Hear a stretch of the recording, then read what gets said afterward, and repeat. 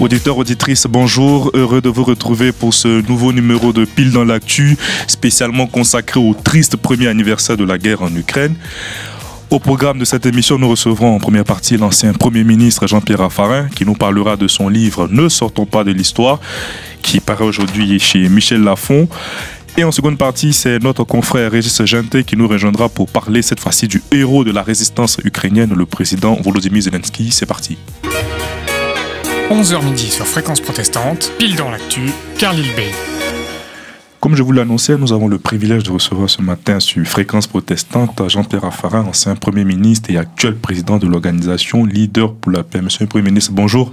Bonjour à tous. Merci d'avoir accepté notre invitation. En plateau à mes côtés, Thomas, Gauthier et Hervé. Bonjour à tous. Bonjour. Bonjour Caroline. Ne sortons pas de l'histoire, c'est le titre de l'ouvrage que vous publiez aujourd'hui. Avant d'aborder le fond de votre livre, Monsieur le Premier ministre, un an après le déclenchement de l'invasion russe en Ukraine, quel bilan tirez-vous? Un triste bilan, d'abord un bilan humain catastrophique. Les conséquences de cette agression russe sont très très lourdes pour le peuple ukrainien. Et ce qui est le plus difficile sans doute aujourd'hui, c'est qu'on ne voit pas d'issue à très court terme, puisque les batailles seront longues et qu'au fond, on ne voit pas de perspective de paix aujourd'hui se dessiner. Donc, on a cette première inquiétude majeure sur le peuple ukrainien lui-même, qui est la première victime de la tragédie. Et puis, au deuxième rang des victimes, peut-être que l'Union européenne aussi va souffrir considérablement, puisque on a des conséquences qui sont lourdes. On a les conséquences de l'inflation, les conséquences de l'énergie. Et puis, ce qui est peut-être le plus important, ce sont des conséquences de division. Car aujourd'hui, dans l'Union européenne, apparaissent des divisions, notamment sur ce qu'est le grand projet de souveraineté européenne, qu'est la défense. Et les peuples européens, quand ils ont peur de la guerre, ils appellent la défense américaine. Et tout ceci nous éloigne d'une défense européenne. Or, aujourd'hui, je crois qu'on a plus que jamais besoin d'une souveraineté européenne avec une défense européenne. Donc, derrière cette guerre et ces atrocités du moment, il y a aussi beaucoup de dangers, beaucoup de menaces. Parlant de l'Amérique, le président Joe Biden était à Kiev ce lundi. Comment faut-il analyser cette visite? Est-ce qu'il faut revoir la réaffirmation du leadership américain dans ce conflit? Alors, je crois que c'est très clair que les Américains se comportent en leader et qu'ils ont, dans cette affaire, joué toutes les cartes qu'il fallait jouer pour, naturellement, pour la paix, c'est-à-dire donner des armes à nos amis ukrainiens, mais aussi toutes les pressions internationales, sans oublier, naturellement, comme toujours avec les Américains, leur propre intérêt, parce qu'ils continuent à vendre du blé, continuent à vendre naturellement des céréales d'une manière générale, mais aussi du gaz, et puis naturellement beaucoup d'armes. Et donc, ils ne sont pas, dans cette affaire, les plus mal lotis. Et après la visite de Joe Biden, il y a eu le discours de Vladimir Poutine. Est-ce que c'est finalement un non-événement pour vous? Alors, je pense qu'il y avait un certain nombre d'événements dans cette expression. Je l'ai regardé à la télévision. D'abord, j'ai été quand même frappé par le manque d'enthousiasme et la sévérité de la salle et l'immobilité de la salle. Pour un peuple en guerre qui devrait être mobilisé, qui devrait manifester des signes de communication non verbale, d'attitude. C'était au fond d'un immobilisme, comme si tout ça avait été régenté et imposé. Et si ça a été régenté et imposé, c'est qu'il y avait des risques de réaction. Donc j'ai senti vraiment une sorte de mal à l'aise dans ce discours de Poutine. Pas tellement parce qu'il disait, parce que ce qu'il disait était de la falsification de A jusqu'à Z, mais dans cette attitude de l'opinion, enfin du public qui l'écoutait, qui montrait malgré tout, et quelques applaudissements, qui montraient une certaine distance. Caroline, tu veux rajouter quelque chose? Est-ce qu'on a finalement un Vladimir Poutine qui est isolé de la scène internationale, qui est en perte d'influence même dans son propre pays? Ah, il n'est pas isolé, hein. Il faut faire très attention.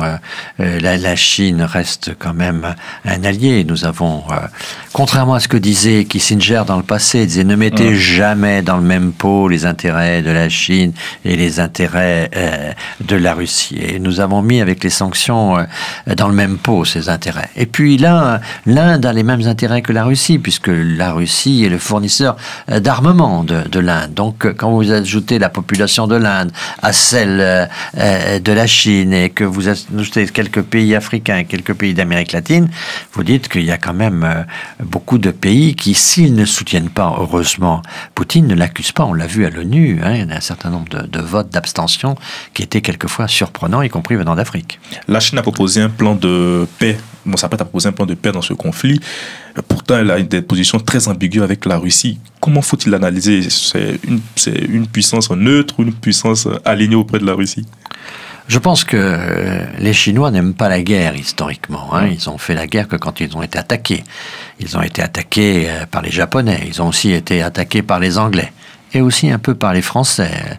Nous avons aussi fait la guerre de l'opium, ce qui est quand même pas brillant dans notre passé. Empoisonner un peuple pour le gouverner, c'est quand même pas ce qu'on a de meilleur dans notre histoire. Et enfin, faut dire que quand on fait des fautes, nous en matière de politique étrangère, c'est toujours la faute des Anglais. Donc c'est ça qu'il faut retenir. Mais d'une manière générale, les Chinois n'ont pas une histoire belliqueuse, sauf que naturellement, pour leur territoire, ils sont prêts à se défendre. Il y a des batailles très dures qui s'annonce à propos de Taïwan, vous le savez. Et donc ça, c'est un problème qui nous préoccupe beaucoup. Mais au total, je pense qu'aujourd'hui, il y a dans le monde un certain nombre de gens qui ont peur de cette guerre et voudraient bien qu'elle se termine. Mais toute notre difficulté, c'est que M. Zelensky veut qu'on aille jusqu'au bout, et nous comprenons ça, nous comprenons qu'il lui faut des armes, mais on voit bien que ce que cherche M. Poutine, c'est de discuter avec les États-Unis. Et donc là, on est dans une situation un peu complexe. Au fond, la guerre, elle est menée sur le terrain par les Ukrainiens, et Poutine, il veut négocier avec les Américains. Et donc, tant que cette ambiguïté-là n'est pas résolue, on risque d'avoir des choses qui tardent. Et ça, je pense que ça inquiète à terme aussi bien les Indiens que les Chinois, parce qu'eux aussi ils vont avoir des conséquences de cette paralysie mondiale que risque d'entraîner la guerre en Ukraine. Parlons un peu de l'Europe dans ce conflit. On a l'impression d'avoir une Europe un peu hésitante dans sa réaction face à la Russie, avec notamment les propos d'Emmanuel Macron. Est-ce qu'il n'y a pas une sorte de paradoxe? Est-ce qu'on n'a pas une Europe hésitante? Je ne crois pas que l'Europe soit hésitante, mais l'Europe est prudente, parce qu'on voit bien qu'il est difficile d'avoir la paix avec un voisin si on ne parle pas avec lui. Et vous savez que dans la diplomatie, pour éviter la guerre, il faut parler avec l'autre. Et donc, c'est assez difficile aujourd'hui de parler avec Poutine, sachant cette agression russe contre le peuple ukrainien. Mais il n'empêche qu'un jour, il faudra bien parler de cette frontière à l'est de l'Europe. Et donc, nous sommes dans cette situation où nous pensons à la paix. Et donc, il faut à la fois soutenir les Ukrainiens de manière à aider à leur rapport de force, que le jour où on fera la paix, il faut que le rapport de force pour les Ukrainiens soit le meilleur possible. Mais d'autre part, on voit bien qu'à un moment ou à un autre, il faudra être autour de la table avec la Russie. Donc l'Europe est en difficulté aujourd'hui, mais c'est l'objet de tout mon livre, Ne sortons pas de l'histoire, c'est que je vois deux tenailles qui écrasent l'Europe. D'un côté, on a cette guerre en Ukraine, et puis au sud, on a la question africaine, où on voit bien aujourd'hui que nous ne sommes pas les bienvenus en Afrique, ni nous Français, ni souvent les Européens, avec naturellement des risques avec la montée du terrorisme, la montée du chômage et des difficultés pour la jeunesse africaine. Et il ne faut pas croire que l'Europe sera heureuse si l'Afrique est malheureuse. Donc on a cette tenaille entre l'Ukraine d'un côté et l'Afrique de l'autre, et puis également d'est en ouest, la tenaille entre la Chine et les États-Unis. Parce qu'au fond, cette guerre entre Chine et États-Unis, c'est aujourd'hui une guerre froide qui commence à devenir tiède et qui pourrait devenir chaude sur l'affaire de Taïwan. Et donc, il faut être extrêmement vigilant. Et tout ça, il ne faut pas croire que ni la Chine ni les États-Unis nous attendent beaucoup. Si nous ne sommes pas capables d'avoir une stratégie pour sortir de ces tenailles, pour défendre notre souveraineté, pour affirmer un certain nombre de leadership, nous ne serons pas respectés par les uns pour les autres. Donc l'Europe est devant une heure de vérité. Et là, c'est pas une question interne. Est-ce qu'il faut du fédéralisme, de l'élargissement, ou au contraire l'Europe des nations? Il faut se dire, est-ce qu'on est un continent qui joue le rapport de force? La politique étrangère, c'est du rapport de force. Où est notre rapport de force quand nous sommes dispersés? Et aujourd'hui, on risque de sortir de l'histoire. C'est nous, Européens, très souvent, quand on fait l'histoire. L'histoire s'est faite à partir de la civilisation européenne. Il y a naturellement eu d'autres rencontres avec d'autres civilisations, heureusement. Mais nous sommes là dans une situation quasiment tragique. Sur les 4 points cardinaux, du nord au sud, de l'est en ouest, nous sommes aujourd'hui fragilisés. Est-ce qu'on va avoir un sursaut? Et tout mon livre, moi, c'est de dire, il y a un sursaut possible, bâtissons une stratégie.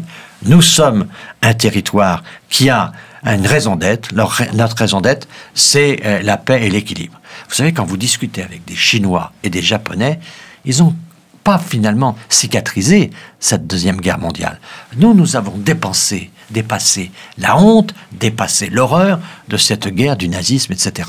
Et donc, cette amitié entre la France et l'Allemagne, c'est quelque chose qui est très important. C'est ça, notre ADN. Mais ensuite, il faut qu'on ait une stratégie. En quoi l'Europe peut être meilleure que les autres? Ou en tout cas, en quoi peut être exemplaire? Bien, pour moi, c'est l'objet de mon bouquin. J'arrête là, parce que je suis trop long, naturellement. Ce qui est important, c'est de choisir ce que j'appelle la planétisation.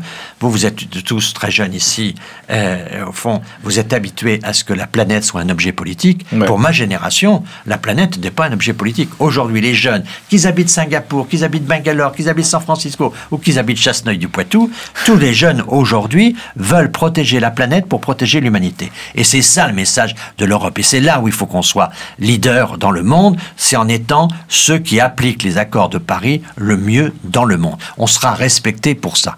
Il n'y a pas beaucoup de choses qui peuvent nous faire respecter, mais là, on a un levier d'action. Donc arrêtons de nous disperser, créons des priorités et appliquons-les. Avant cette bataille écologique qui a actuellement ce qui se dessine devant nous, ce conflit géopolitique entre la Chine et les États-Unis, d'abord, avant de rentrer dans le fond, est-ce qu'on assiste à un choc de civilisation ou à une bataille entre les régimes autocratiques et démocratiques? Je pense qu'on est dans un rapport de force. Ce que Thucydide a caractérisé par la bataille du premier contre le deuxième, la bataille d'Athènes contre Sparte ou la bataille de Rome contre Carthage. C'est-à-dire que les États-Unis ne veulent pas céder la première place du monde, ils sont les leaders, ils veulent rester leaders, et les Chinois se verraient bien à la place du premier, et ils sont le second. Et donc là, on voit bien qu'il y a une compétition pour le leadership du monde. Cette bataille du leadership, elle est très importante. Alors naturellement, les civilisations jouent un rôle, la géographie joue un rôle, les batailles militaires jouent des rôles, il y a beaucoup de choses qui jouent un rôle, mais le fond d'affaires, c'est qui gouverne le monde, qui est le numéro 1. Et donc, dans cette situation-là, il s'occupe assez peu de nous. Quand je dis qu'on peut sortir de l'histoire, c'est qu'on peut sortir de l'histoire par la guerre.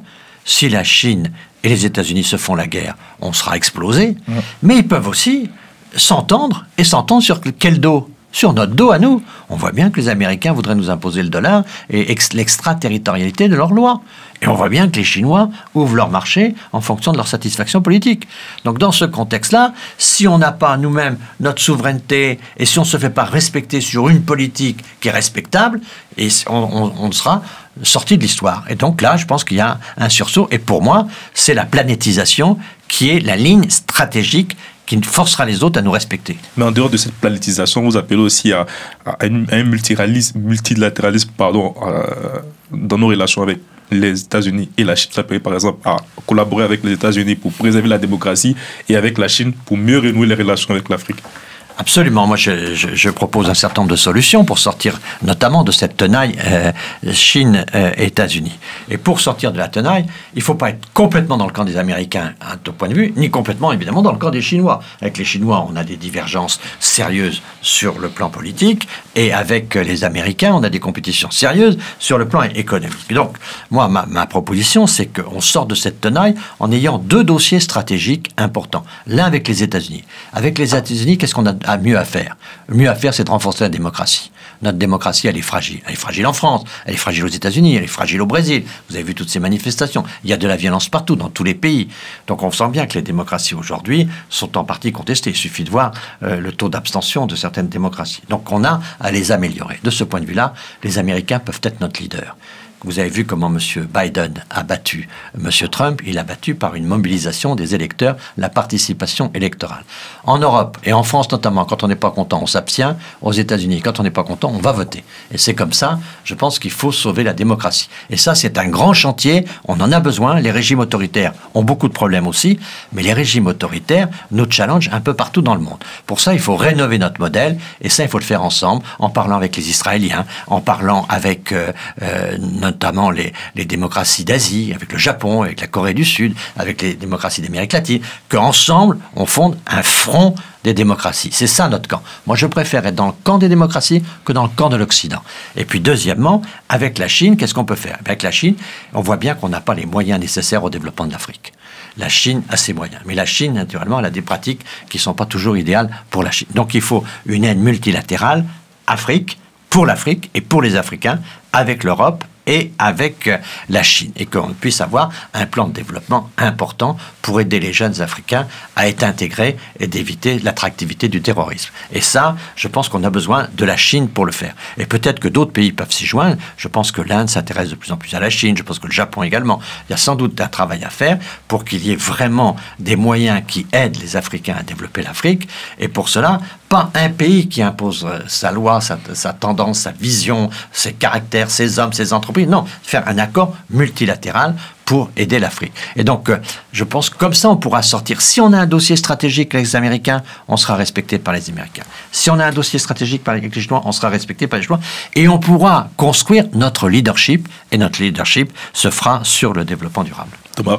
J'ai une question qui me vient, pardon, Monsieur le Premier ministre, en vous écoutant. Vous êtes passé un peu vite sur la question de l'Europe, de la forme qu'elle prendrait. Vous dites nous, vous dites notre, vous dites ensemble, vous dites on. C'est qui on, c'est qui nous? Et c'est sous quelle forme ce nous? Parce qu'on voit bien que les dissensions internes à l'Europe, le couple franco-allemand qui est fragilisé, comment est-ce qu'on arrive à parler en commun, ensemble, pour créer ces partenariats stratégiques? D'abord, il faut le faire. C'est très difficile, mais les générations avant nous l'ont fait. Il serait quand même dommage que les générations actuelles ne trouvent pas les solutions pour résoudre ce problème. Moi, je pense que le fond de l'affaire, c'est l'Union européenne actuelle. Et donc, il ne faut pas pousser les élargissements maintenant avant qu'on ait fait un peu plus d'approfondissement. Et donc, je ne crois pas que la place de l'Ukraine soit demain matin dans l'Union européenne. Donc, je pense qu'il nous faut là un peu de temps. Et donc, dans cette vision-là, je pense qu'il faut en effet repenser le couple franco-allemand. On a parlé de couple. Un couple, c'est l'entente totale. Eh bien, moi, je ne crois pas que le couple franco-allemand soit une entente totale. Donc, nous sommes plutôt dans une logique de contrat que de couple. Pourquoi le contrat? Parce qu'il y a des points sur lesquels on est en désaccord. Je pense à un point très important. Jamais, jamais, les Allemands n'accepteront le nucléaire. Jamais, jamais, nous pourrons nous passer du nucléaire. Donc, on voit bien que là, on a une divergence stratégique très importante. Jamais les Verts allemands qui sont au pouvoir n'accepteront cette logique. Donc on a un certain nombre de sujets qui sont des sujets de désaccord. Autant le constater. C'est pour ça que je préfère le contrat au couple. On va constater les désaccords. Et puis on va construire un certain nombre de politiques communes. Et donc il y a des politiques internes, il y a des politiques externes. Je pense que la politique vis-à-vis de l'Afrique, c'est une politique qui peut être une politique franco-allemande. Je pense que la relation avec la Chine, c'est une politique franco-allemande. Quand M. Macron a reçu M. Xi Jinping, dans le cadre d'une visite bilatérale entre la France et la Chine à Paris, dans son bureau des Champs-Élysées, du Palais de l'Élysée, quand M. Macron a reçu Xi Jinping, il avait à sa droite Mme Merkel et à sa gauche M. Juncker. Il a bien montré aux Chinois que pour nous, le rapport de force, il était franco-allemand. Et donc, et quand il est allé en Chine ensuite, la veille de rencontrer Xi Jinping, il a reçu les entreprises françaises et les entreprises allemandes. Donc cette logique-là, je crois qu'il faut la développer. Et donc on a en effet beaucoup de travail à faire. Dans le cadre de l'Union actuelle, il ne faut pas tout casser, ce sera très compliqué, mais dans le cadre de l'Union actuelle, avec un couple franco-allemand qui devient un contrat, on n'est pas là dans une situation idéale, qui travaille naturellement avec les autres, qui cherche à proposer des choses qui sont compatibles avec les autres, mais qui vont essayer de construire un rapport de force. Ce qui a manqué dans la construction de l'Europe passée, c'était cette idée de puissance, cette idée de force. On a fait un marché pour nous-mêmes, mais vous voyez, par exemple, par la politique de concurrence, on détruit un peu tous les grands groupes qui pourraient être des compétiteurs pour les Américains ou pour les Chinois. Et donc, il nous faut une autre politique de la concurrence. Donc, il y a des choses qui sont à changer pour avoir une stratégie qui est une stratégie de force et pas seulement une stratégie de marché.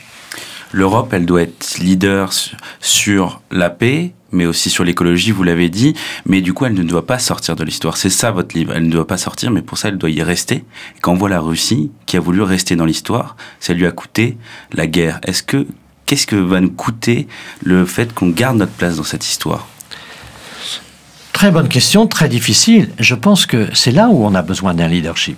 Il faut que le monde entier nous identifie sur une cause. Il faut que le monde entier nous identifie sur un projet. Il faut que le monde se pose, que le petit Brésilien, le petit Mexicain ou le petit Singapourien se dit mais à quoi sert l'Europe ? Eh bien l'Europe, ça sert à quoi ? À être les premiers en matière de protection de la planète.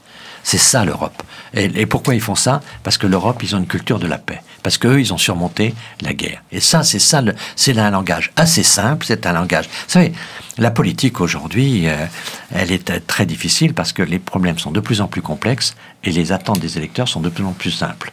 Donc il faut faire de la complexité et en même temps parler simplement au peuple. Et je pense qu'aujourd'hui, on manque de choix très clairs sur l'avenir. On a tué un certain nombre d'outils dans la République qui étaient des outils de moyen terme et de long terme. On a tué le moyen terme et long terme. Il n'y a plus de plan, il n'y a plus de data, on n'a plus de grands éléments où on fait de la stratégie. Moi, je propose qu'on ait des éléments qui sont très simples.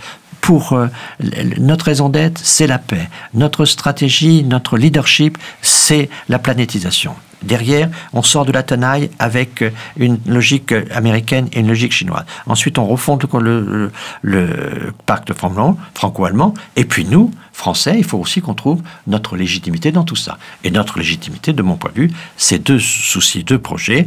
Un projet qui est le projet du nucléaire, qui est le projet industriel, mais en même temps énergétique nécessaire, et puis un projet de cohésion sociale et cohésion territoriale, qui est le ferroviaire en France. Deux priorités.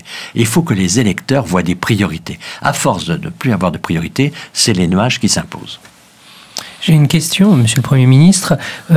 À vouloir la paix, l'Europe, dans les années 30, a attendu au lieu d'aller au conflit avec l'Allemagne. Alors la question, elle est assez simple. Est-ce que si on veut la paix, il ne faut pas se préparer un peu mieux à la guerre, quitte à aller au conflit direct avec les puissances qui nous menacent ? Il faut sans doute toujours avoir de la dissuasion et toujours être prêt à se battre. Mais il ne faut pas se tromper d'adversaire. Pour nous, aujourd'hui, la menace, elle est principalement dans la rivalité entre la Chine et les États-Unis. Et donc, il serait absurde de chercher à faire la guerre aujourd'hui quand nous avons un tel écart de puissance. Donc, il faut construire notre force. Il faut construire notre rapport de force. Et donc, il faut construire la souveraineté de l'Europe. Donc, il faut le sursaut de l'Europe. Et donc, c'est pour ça qu'il ne faut pas sortir de l'histoire. Si on sort de l'histoire, on deviendra une fédération de cantons. Et là, on aura une guerre, on n'aura pas les moyens de se défendre. Parce que, souvenez-vous, d'avant la Seconde Guerre mondiale, c'est aussi les choix qui ont été faits vis-à-vis de la défense, qui ont été responsables, au fond, parce qu'on s'est couché en partie parce qu'on n'avait pas les moyens de se redresser. Donc aujourd'hui, on a du nucléaire, il faut se donner les moyens, on a encore beaucoup d'efforts à faire. Je vois que les engagements sont pris sur le plan budgétaire, mais il faut avoir la capacité de mener une politique de dissuasion. Mais je suis complètement d'accord, il faut mener la dissuasion, notamment avec des Chinois qui eux-mêmes disent toujours que pour gagner une guerre, il faut créer le rapport de force. Bon, vous êtes allé à la rencontre de deux jeunes qui ont des questions pour M. Raffarin. Oui, Monsieur le Premier ministre, je suis parti à la rencontre de Français.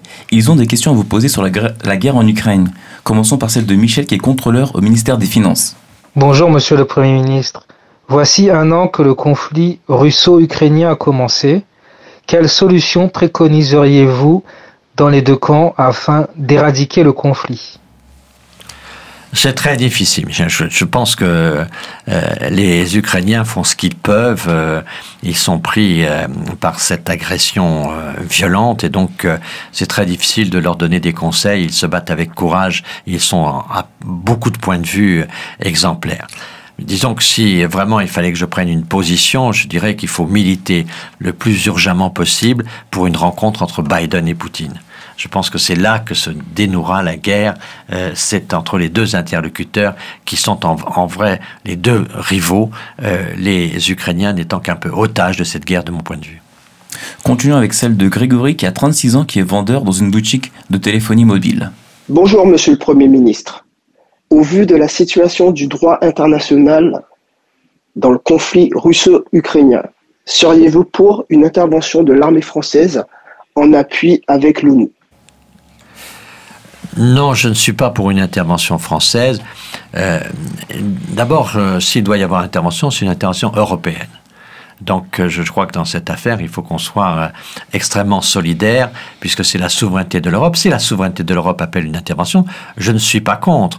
Je ne suis pas contre que l'Europe mette à l'exécution ces menaces, mais que ce soit une stratégie qui soit vraiment décidée par et pour l'Europe. Vous voyez, par exemple, quand je vois que nous répondons à la demande de chars, à la demande d'avions, action par action à M. Zelensky. M. Zelensky, il fait son travail, il le fait brillamment pour avoir les munitions. Mais nous, je pense que l'Europe doit décider à un moment jusqu'où nous allons, comment nous y allons, quel est notre engagement sur cette affaire.